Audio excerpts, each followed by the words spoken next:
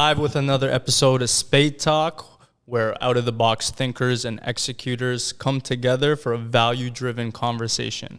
Today, I'm joined with Mo. How you doing, bro? Dude, I'm doing phenomenal. I'm grateful to be here. And yeah, man, let's kick it. Awesome. So we actually met about 2 weeks ago, right, while I was doing a podcast with our mutual friend. And you're very hospitable. We had just met, and you allowed us to use your vicinity and all its amenities. That's really nice. So appreciate that. So we don't really know each other too well beyond like the surface level conversations that we had last time. So this is like an opportunity for us to get to know each other on the air, which is going to be pretty cool. I want to start with like, what's your backstory, right? Like how'd you get here to where you are now? Dope. I mean, let's kick it. And it's crazy that we're getting into it right now and getting to know each other as we go as well, too. How deep do I go? Like, start from where, really? Honestly, we don't have a time limit, so I want you to start from, like, the beginning, right? Like, your upbringing and how that was. Okay, sweet. So I'll get into it bit by bit. So I was born in Montreal, Canada. So I was born here in Canada.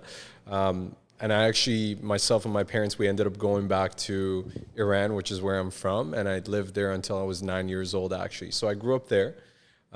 English came out to be my third language. French became my second, a bit rusty now. And came back after I was 9, we came back to Canada.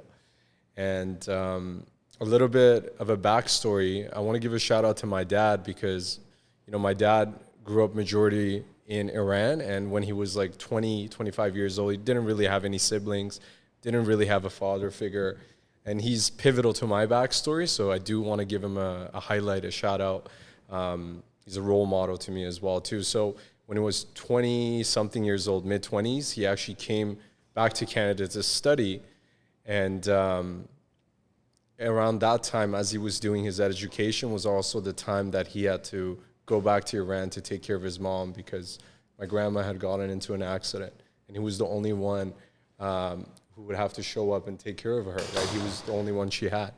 And I say that because, you know, he came back, then that was one of the reasons why we grew up in Iran. I have 2 older brothers, much older.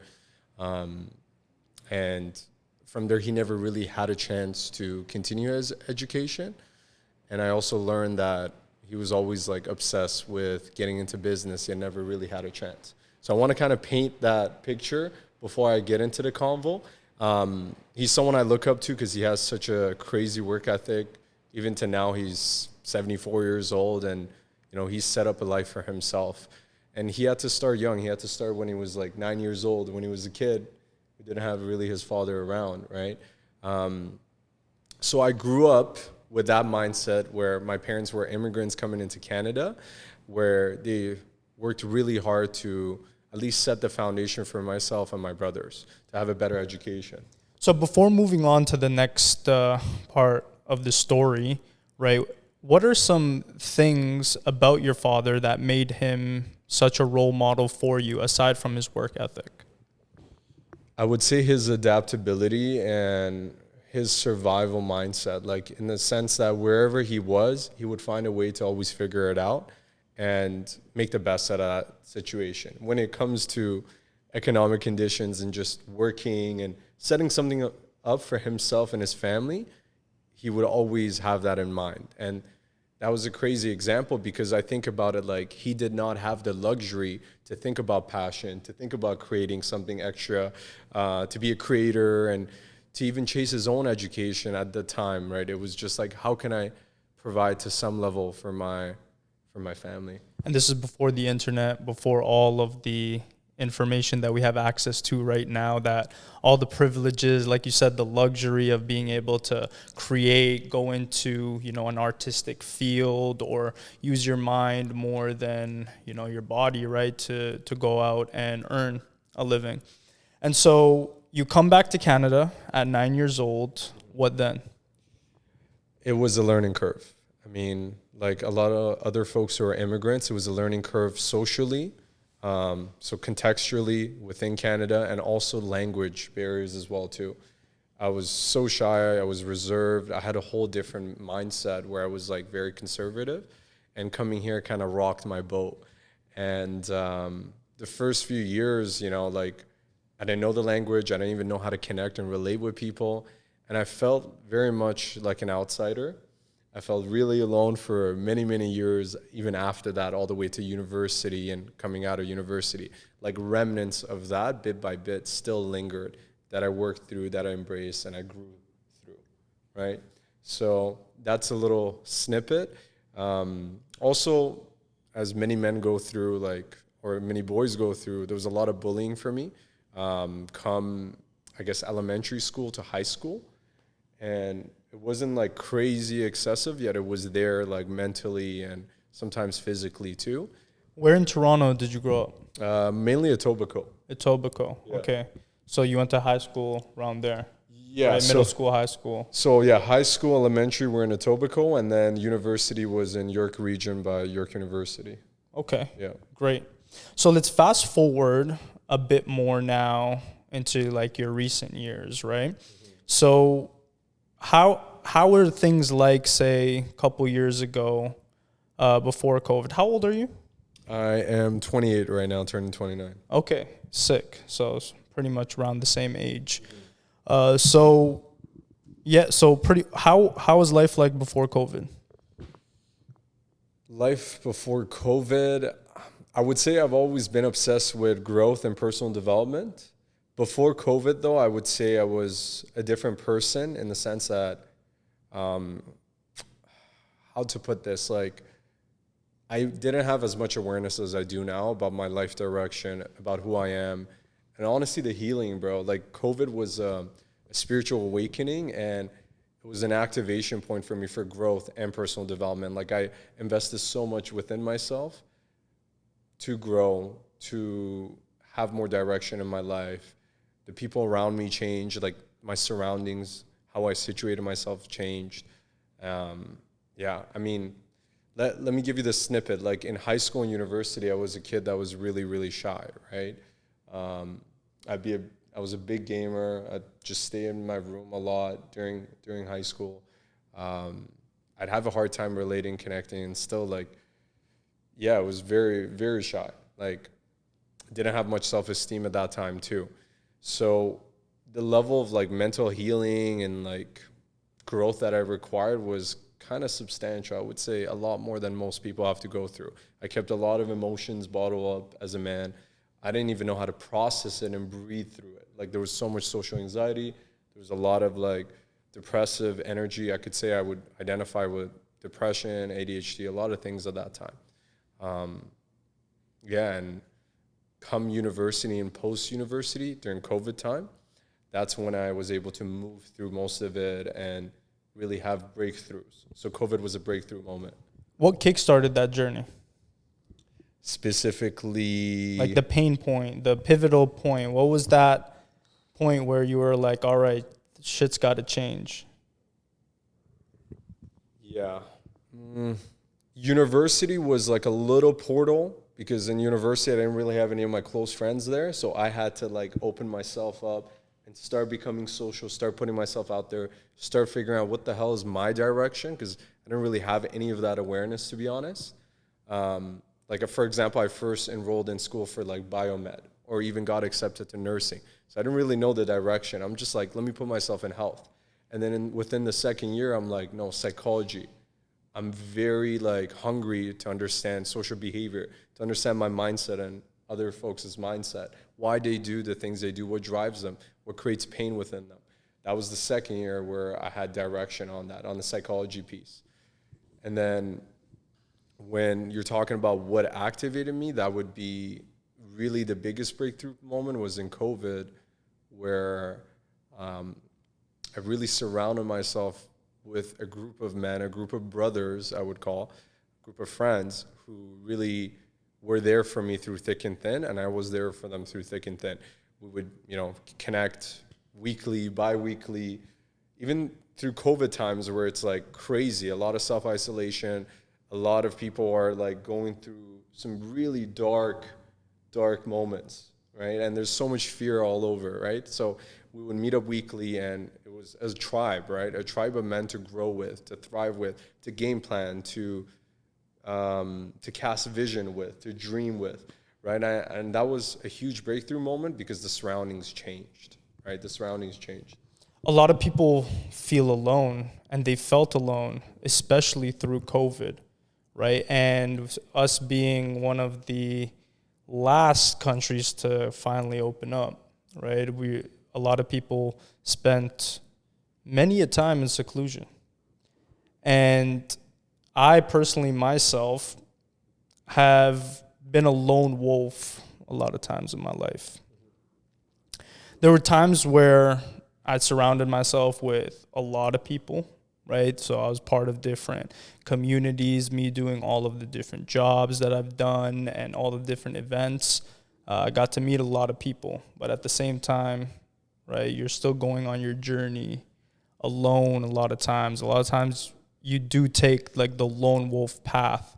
But I realized that how society wants us is to divide and conquer, right? That's kind of like the game plan, and we're stronger when we're together and we're united. And so I had to curate that group for myself and expand my network, right? In order to, one, it's like a calling for us, right? For us to have that in our lives. And two, it's just the advantages are so undeniable that it's very important.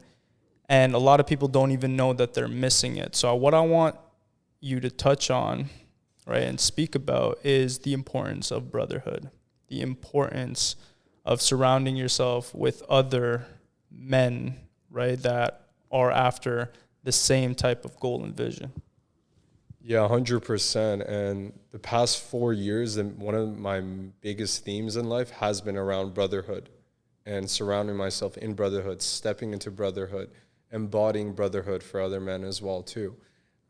Before that, I was always on the lookout, on the search of, men around me that were not only empathetic, they're hungry for more, they're dreamers, they're a bit crazy on the inside in that sense, right? Mm-hmm. Yeah, so I was always in the search of that, and it wasn't until I would say during a little bit before COVID time that I came into the orbit and frequency of that. And then after that, I started getting more and more into it, where I would travel to retreats. I don't mean to jump the gun here and get ahead, yet just a quick pin in the sense that I would even travel to experiences or retreats across Canada and States to be in the orbit of brotherhood experiences as well too. So you got to invest in those experiences in order to even kind of put yourself in the room and vicinity of some of these people, right? Yeah.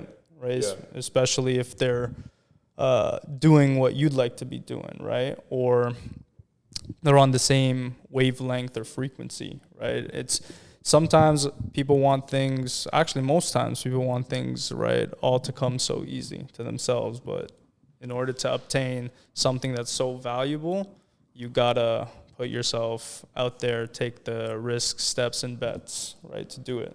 100%. And I would say brotherhood at times, you gotta step into it, and it's a bit of seeking discomfort.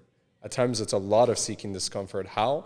Well, opening oneself up and being vulnerable in a tribe of men or across, other men that could be great friends, and telling them, this is how I'm actually feeling. This is what I'm going through in my life. It's not just this mass. It's not just me winning, right?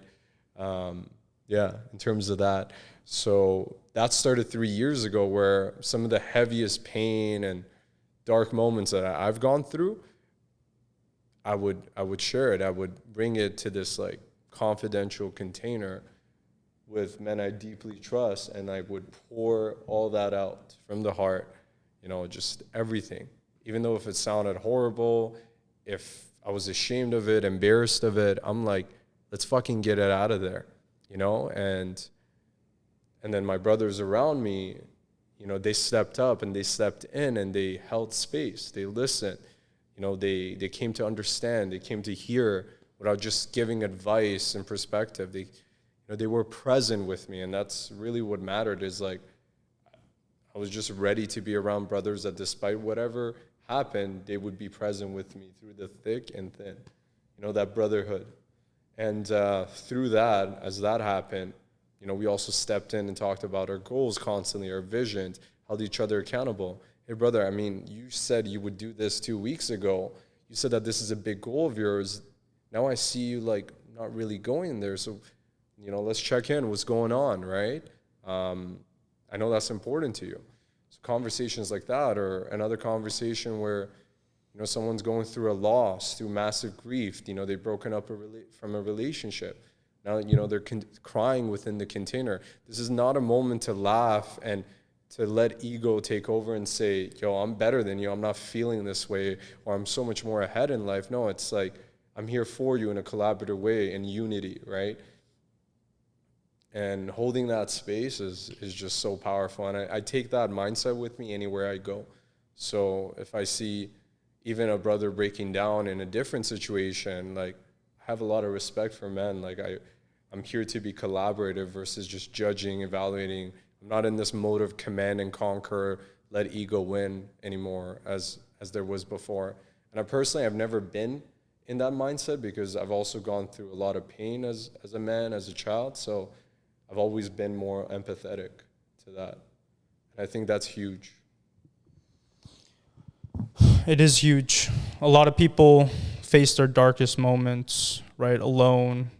And then once they are blessed, they forget that they had gone through something so traumatic and judge others for it as well.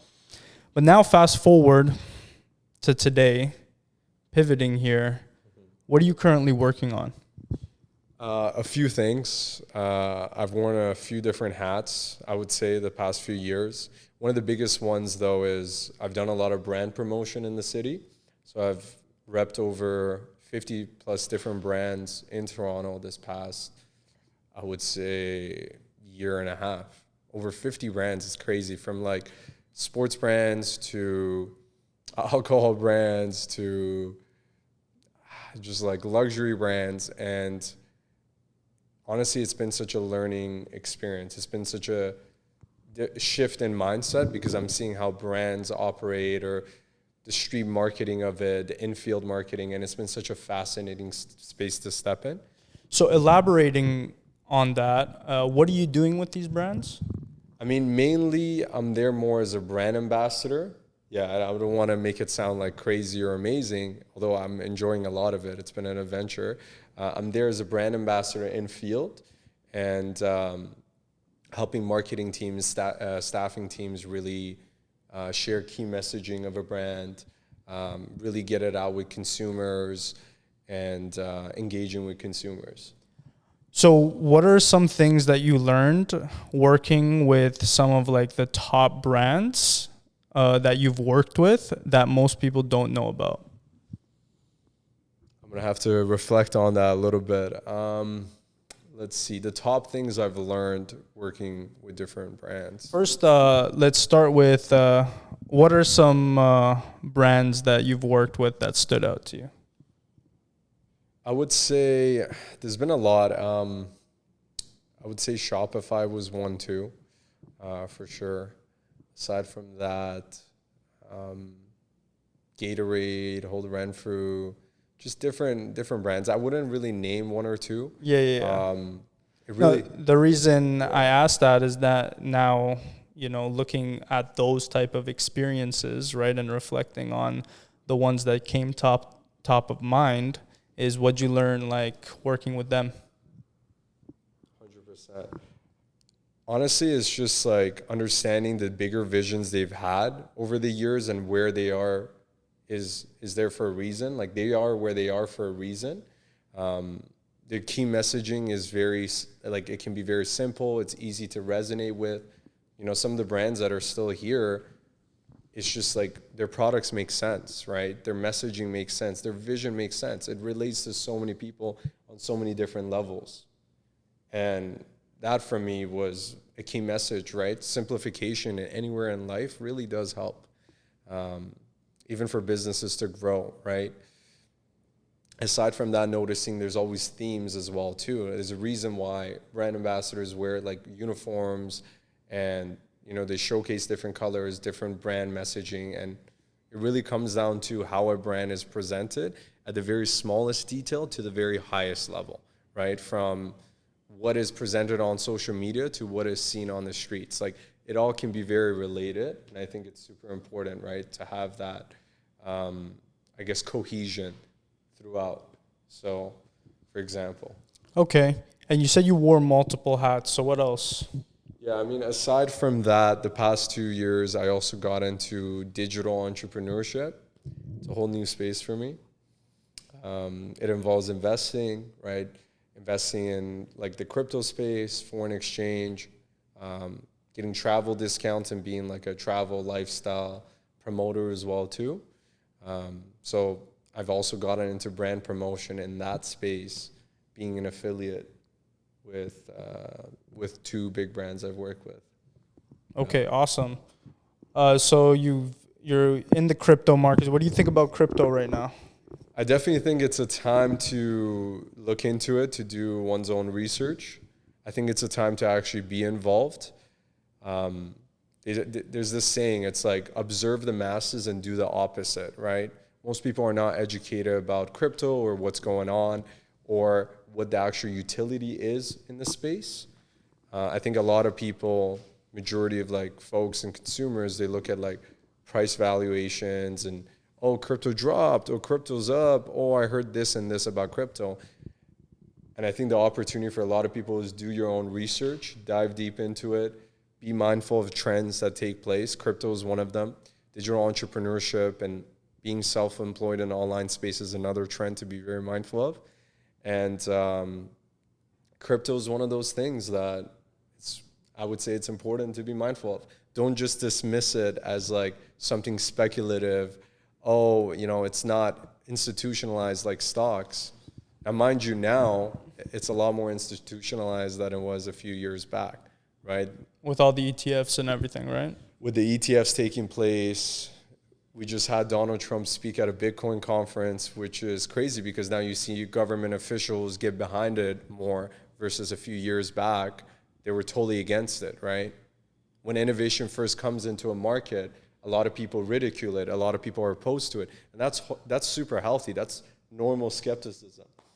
At the same time, though, eventually, proper innovation that's sustainable passes through the test of time, passes through the test of people.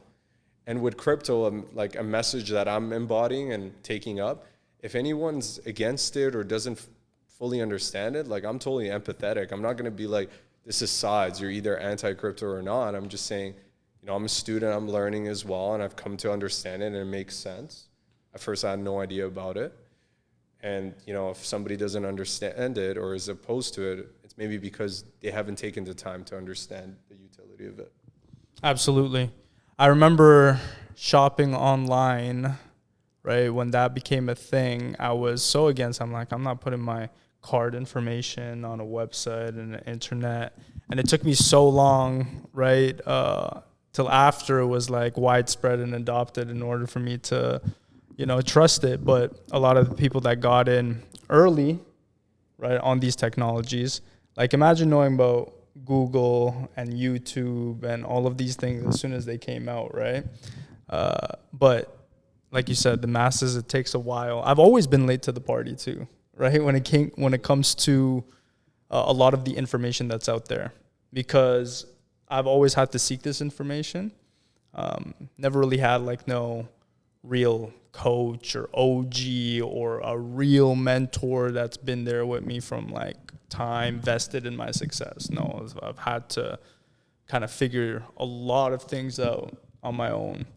But understanding that there's emerging technology right now, right? Like with the Web3 space, right? Like in general, like what's the next stage of the internet, right? What is the next type of technologies that are going to really shift, right, the world? And I see with AI, it's making things a lot more easier, but also at the same time taking away a lot of the power that we have, right, when it comes to discerning information. What do you think about AI?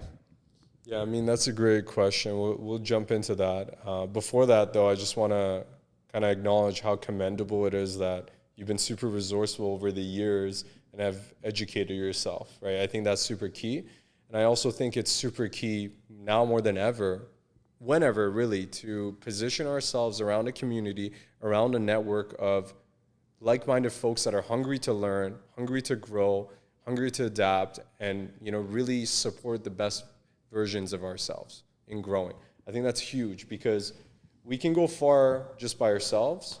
We can also go way farther if we have the right people around us that really help nourish where we're headed, right? Yeah, they say if you want to go fast, go alone. If you want to go far, go together. And that's the saying. That's what I was pointing at. Yeah. So that's great.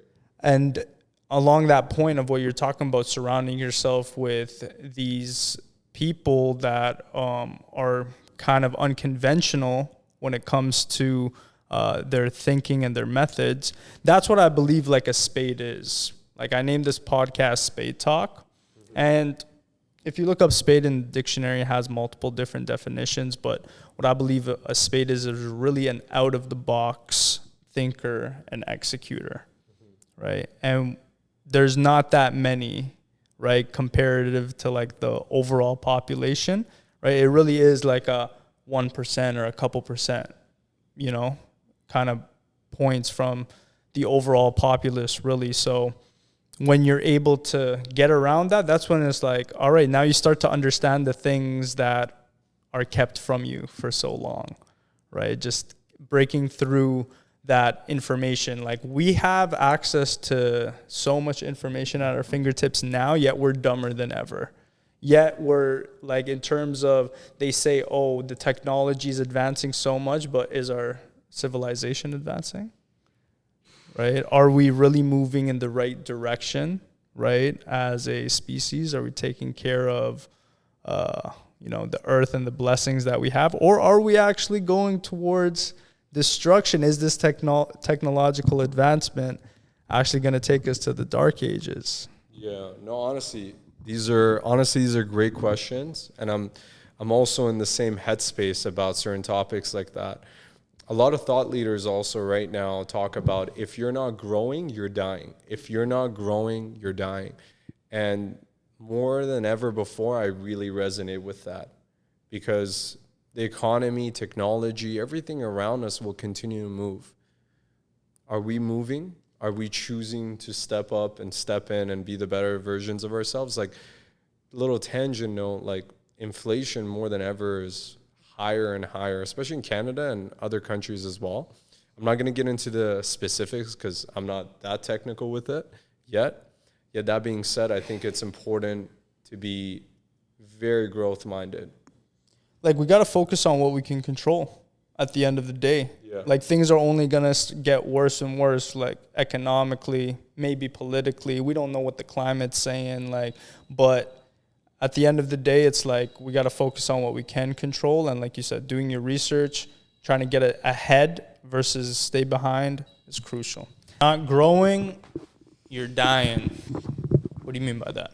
Yeah, I definitely have some other perspectives on it. One is I don't even look at it as just good or bad anymore in dimensions like that or duality of it. I think about it as it's just the natural way of things. It's like nature, right? Or if we're talking like Darwin's theory of survival of the fittest, growth is natural. Evolution is just natural. It's just the next step. As human beings, I think we're pulled to growth.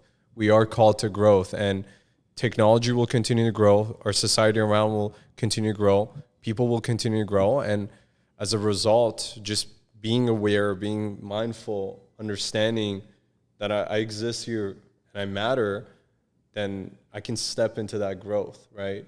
So if I'm in alignment with everything, I'm naturally going to want to grow. I'm naturally going to step into growth.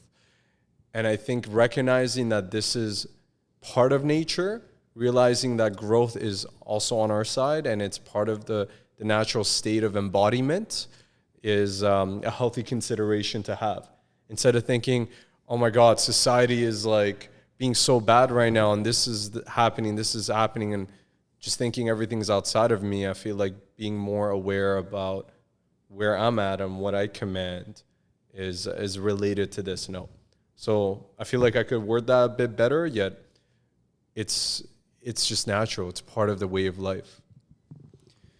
Yeah, it's either we adapt or we go extinct. And so on that theory, it's like it's not the strongest or the smartest or the fastest that survives. It's the most adaptable, right? And so I 100% hear you.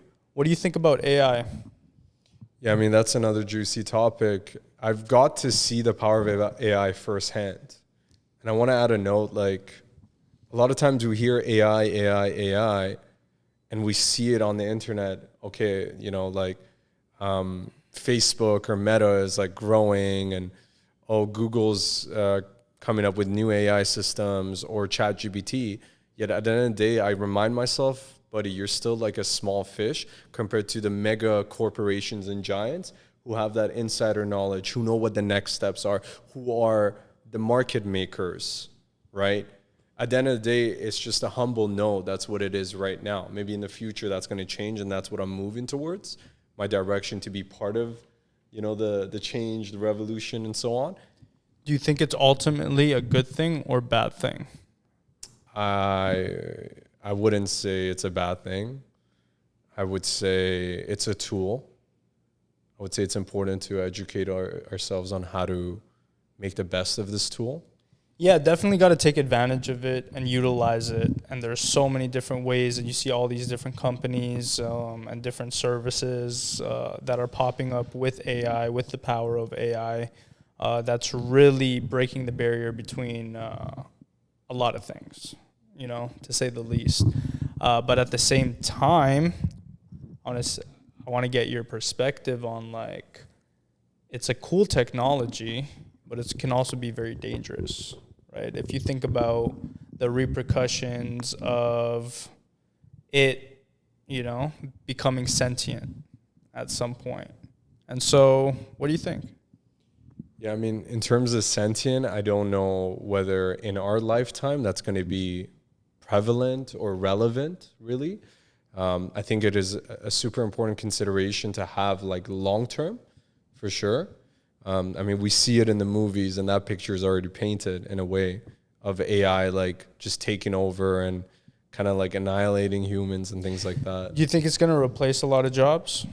I think it, in a way, yes. I think it's important for people to educate themselves, because not AI will replace jobs. It's more like people who know how to leverage AI and have the most current skill sets in the market will be able to replace other jobs, will have a competitive advantage.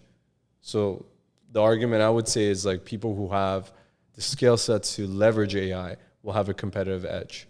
And I was going to say, I do have, like, direct experience with AI, because I've seen how, for example, like, technology, AI systems have benefited Amazon, for example, or are within, like, warehouses within Amazon, like, like pods, robotic units that move around storage in the warehouse, for example. So that's not manual labor anymore. It's robots doing that, right?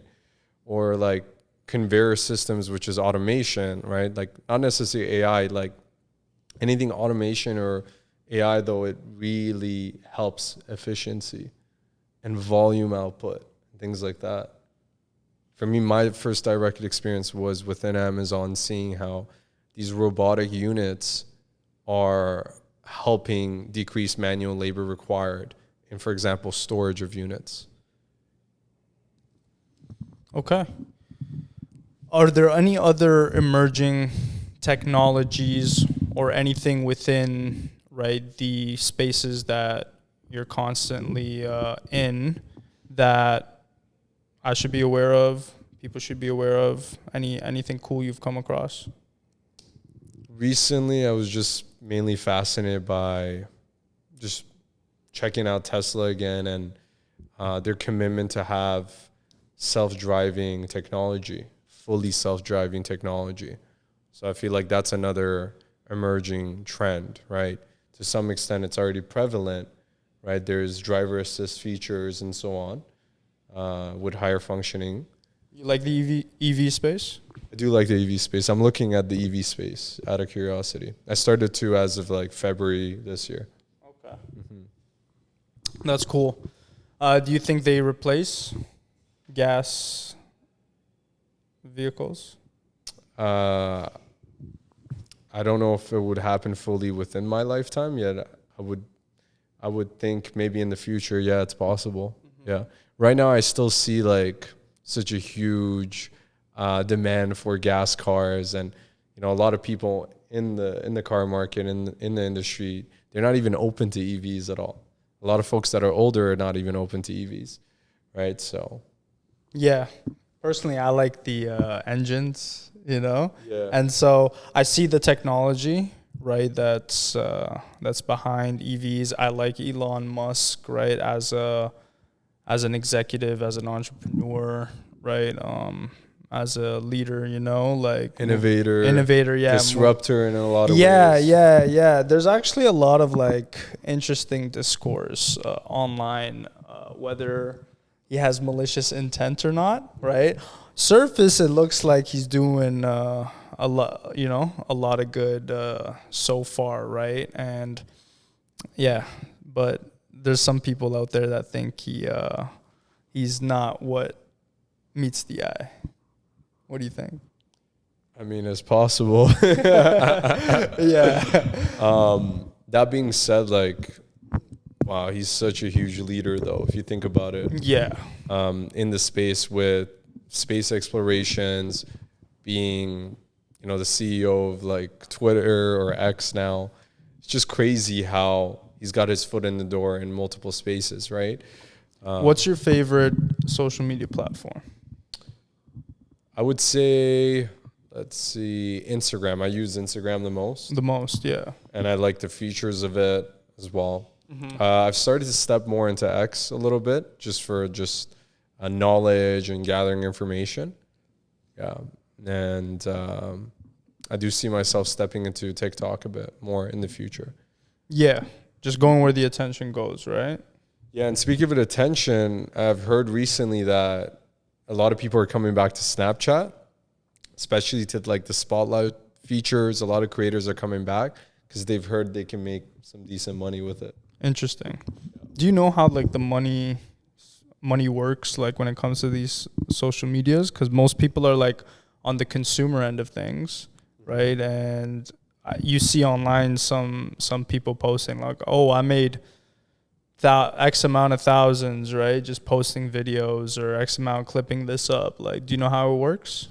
I would say not really, not fully. So I'm also open to learning, yet I don't know too much to speak about it. Yeah. That's for sure. I've recently come across it and looking to understand like how that works, because that's what people are doing. They're monetizing attention. And yeah, more than ever now. And one crazy statistic that I actually heard recently was that 99% of the users that are on TikTok are consumers. Only 1% are creators. I found that to be insane. Crazy, actually. Yeah, and so it really goes to show, like, because you would think for the amount of content that's out there would be more, but not. Like, most people just have accounts, or and they're just consuming, right? We are made more times to consume, but in my like later years right now, like recently, I've really understood that it's so important to create. It's so important to be a creator, to be a producer, and to not just consume. Right. And with the digital age that we're in, like, I've been consuming social media for a long time, but you don't really understand the power of like, building a brand, creating, all of that till it really hits you. So it hits some people earlier, it hits some people later. But as we move into this digital age, it becomes more and more important that you have a digital footprint in this space. I very strongly resonate, and I'm glad you brought this up. I think it's super important to step into creation, to be a creator, to be a producer, to be, in a way, a leader, right? You're stepping into a space that not everybody steps into. You know, most of us were comfortable just getting information, getting entertained by it, or, you know, moving that information around, socializing with it, and so on. Yet we're all very capable to actually do something with it and build something up. So I'm excited to see more people enter this space. I'm very pumped to enter it myself and step more and more into it, because it's not about just like the short-term presence into it. Imagine what we can do, or what we will do in a year, in 5 years, in 10 years, in 15 years. All that compounds, right? At first, to most consumers, that's like, oh, like, I'll get into it, I'll do a few months of it, I don't know if I'll do anything with it, or I'll make a dent, or I'll do it well. Yet imagine if they said that, okay, I'll be there 5 years, 10 years, 15 years. You'll get an advantage that most people don't, but just being a longitudinal player of the space. Absolutely. It's the long game. And I found that people that kind of cheapen their brands by kind of selling a lifestyle or faking it or whatever, they don't tend to last. They might make some short-term wins, but long-term they disappear, right? Or their brand or reputation gets ruined. But the people that build it real, organic, they build it real. And usually this comes from people that have put in the work behind the scenes for a long time, and then they come with some real substance, you know? Most of the people online that have blew up, they're like pranksters, you know, gamers, like, you know, kind of losers really, like, but, you know, they've just been able to like monetize this attention in a niche, but they don't have no real life experience or well-roundedness to them, or thick skin, right? Like how a man should, you know? And so I think it's beautiful when you live a real and build a real full life offline, and now you have some real substance to come online with, right? And so that's why I don't think it's bad to be late to the game, right? Because that way all of the lessons that you had to go through, you got to go through that, right, in the dark with God's grace, so that when now it's time for you to shine, you shine bright. You know what I mean? And that's how I've always taken it. And so, yeah, we're creating right now. We're building it up, and just the collaboration, us coming together and doing this, I believe has such a significant impact, right? Even if it's like one person that really takes some proper benefit out of this, that it could really change someone's life. And you don't really realize the impact of it, right? Because most times the impact is a silent impact. Like I might watch your stuff, for example, and something that, you know, you put out might really, right, impact me and resonate with me, but I don't reach out to you, for example, about it, because most people don't. They'll watch valuable pieces of content and they're not really going to engage with it, right? But doesn't mean it hasn't impacted them or hasn't changed their life. And what's cool is a fraction of those people will hit you up along the way saying, yo, what you did or what you put out there really like changed it up for me. Everybody that's done something like that has gotten like a message or two like that, you know, right? And it goes to show that, wow, like even if you're not getting the response that you think you should be getting or whatever, like you're really making a difference in some people's lives, and that you might get the pleasure of getting to know some of that, and a lot of that though is gonna be, right, just the impact that's silent, that people keep near and dear to their hearts. But nonetheless, we've put something beautiful out there by creating this and coming together. So that was a lot, but I really believe that what we're doing here is really powerful. Conversations move the world forward, and especially when it comes from two or more individuals coming together with real value. I mean, you really hit everything on the nail, and I'm kind of speechless. Like I could talk to so many points that he just shared. A lot of golden nuggets for sure. I think the silent impact is something to really respect, honor, and acknowledge. And the idea of just being open of, living your passion, living your life, creating while being detached from, direct and immediate outcomes. Absolutely. Immediate results. I think that is such a graceful and powerful thing to embody, that it's like, whether it happens or not, I'm still embodying, I'm still moving forward, I'm still sharpening that iron. And it is true, people see it. They may not engage with it because not everyone's used to engaging or reaching out, yet they still see it. And long term, they see the growth, they see the change. That's why documenting is so important right now, more than ever, and it's easier more than ever to document on different social medias. I mean, if we look at, for example, a big leader in the documenting space in social media and marketing, Alex Hormozy, he's always like, I'm documenting the journey. I'm doing what Jeff Bezos and Mark Zuckerberg didn't do many years ago, and documenting the journey of becoming like $1 billion company, right? Acquisition.com. So that being said, I really agree and resonate that documenting is so important. Sharing what we're doing, even the lows, the highs, the journey, even when it doesn't look perfect, it's so important. It's so important to show the authentic piece of it, the organic piece of it, because people can see through the fake shit. People can see through the mask. People will eventually see, no matter how great somebody lies or puts up front, people will see through it. And if they don't see it on social media, well, if they see you in person, they'll see through it. Eventually that leaks very easily. So that's why I'm a very big proponent that living in authenticity is one of the most sustainable ways, one of the most expansive ways, biggest ways to live our life, and then scaling and building up from that. What we do behind the scene and sharpening ourselves and embodying a bigger and bigger, better version of ourselves, right? So I think it's important. And, he mentioned we may be a bit late, or it's okay, we're a little late yet.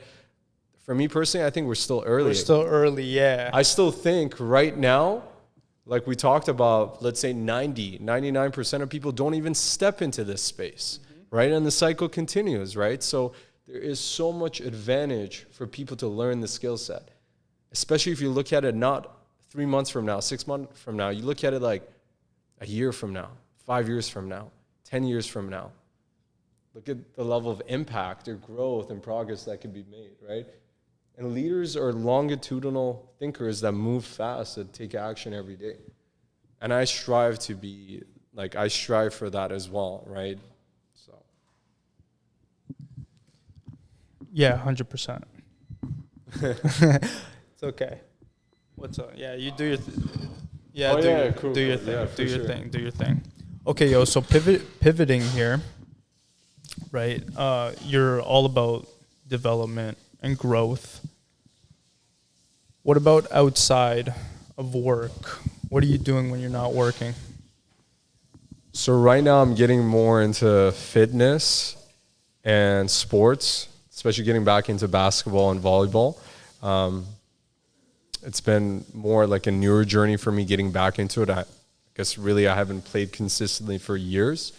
And one of the biggest takeaways for me past few years is fitness, sports is super key, and our health is one of our biggest and easiest investments. One of the easiest investments. Forget stocks, crypto, and building a business. Fitness, health, that is always at the core of it. And I know we hear this messaging all around on social media and life, yet really breathing it, living it at the highest level, I think, is what I'm coming to see more and more. 100%. Yeah.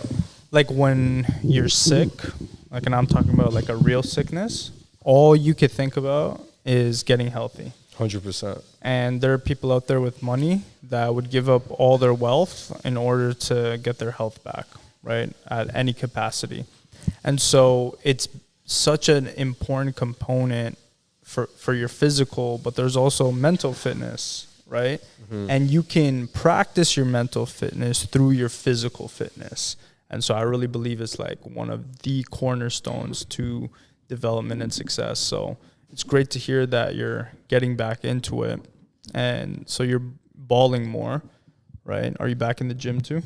I'm back in the gym. I mean, I would say that's a big opportunity for me, just resistance training more and strength training. That's an opportunity for sure for me, because I'm more of the type of, I want to do endurance. I want to do something more collaborative in terms of sports and fitness. That's something that I'm more interested by. It's more fun. Yeah, it's more fun. And for example, like at a point I was doing Muay Thai for a few years, and I love that because, again, it's community oriented. Yeah. It's fast paced and intense, and I love that. Whereas like I believe, resistance training, strength training, it takes a lot of discipline to go through that boring phases of it, to sit with it. It's a lot slower pace at times too. I didn't know you did Muay Thai. That's pretty cool. I did it for 2.5 years. I loved it. It did bring me more and more into shape, and I plan on getting back into martial arts because of that experience I had. Right now, what I'm prioritizing in my life is my finances, my business and career building, right? So building those up, and then around that is where I'm bringing Muay Thai back, fitness, and so on. It's such a beautiful art form. I love Muay Thai so much, and I definitely want to do it justice. Having like the injuries and the minor setbacks have put me back, and then also starting up my ventures and running up my businesses and stuff, alongside the injuries has had to take a step back from it for a bit. I'm just recently getting back into it, but I'm getting back into it, slowly, being smart about it, and also trying to balance it with the other things in my life, because I can get quite obsessive with things like, because I'm like a all in or all out type of guy, right? Mm-hmm. And so I understand like, I got to do that with like my business, my family. Whenever I have to be present, I'm present. But that Muay Thai is like one of those things. It's like, to do it justice, you got to give it real time, And so, it's beautiful. Can't wait to get back, like, once we warm everything back up and things start to settle in the other areas of our lives, we can really tackle this strong, because it's so good, like beyond what you get from it physically, like the byproducts of it are so invaluable.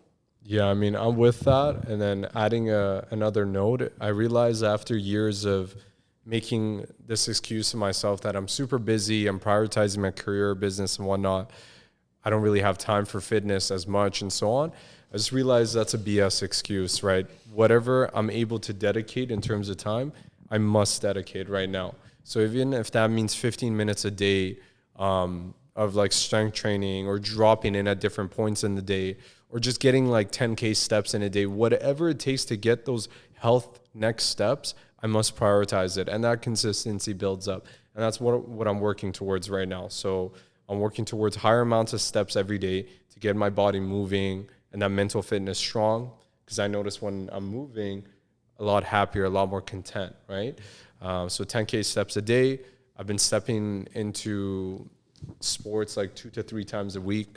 I just started volleyball again, and it's just seeking that discomfort, stepping into sports. And I believe sports are very tied with business too, because like there's competition, there's healthy competition, there's problem solving, there's navigating, like losing and things like that. So I'm bringing all that back. And I believe like a lot of successful entrepreneurs, they tie fitness together, they tie health together. And that's kind of at the core of what I'm choosing to live with right now. Do you like to read? In the past, I've read a lot. Right now, I'm not reading much. I'm more like, I'm educating myself every day through like videos, YouTube, podcasts, audiobooks, things like that. Yeah. And a lot of time, like, people always think reading is just about books, but you could be reading information, articles, like all these different things. But I'm always curious. I love books, and there's certain, times in my life where I put them to the side and it's just really busy and it's an execution period. But even through execution, I like to read read certain books and certain things and certain articles. So yeah, I was just curious on that regard. We're gonna wrap up podcast really soon. This might be one of the longer podcasts that I've done so far, and we can keep going for real. So we'll definitely do a part 2 in the future, right? Which I've been telling, all of the OG guests of the show. So before we wrap up though, what's one thing you want to leave people with? What's one message that you got for the world?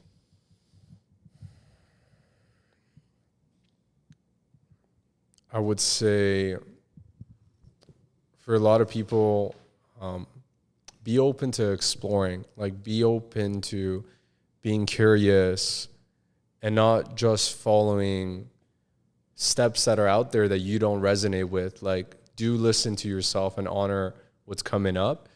For me, my middle 20s and beginning 20s was a lot about exploration.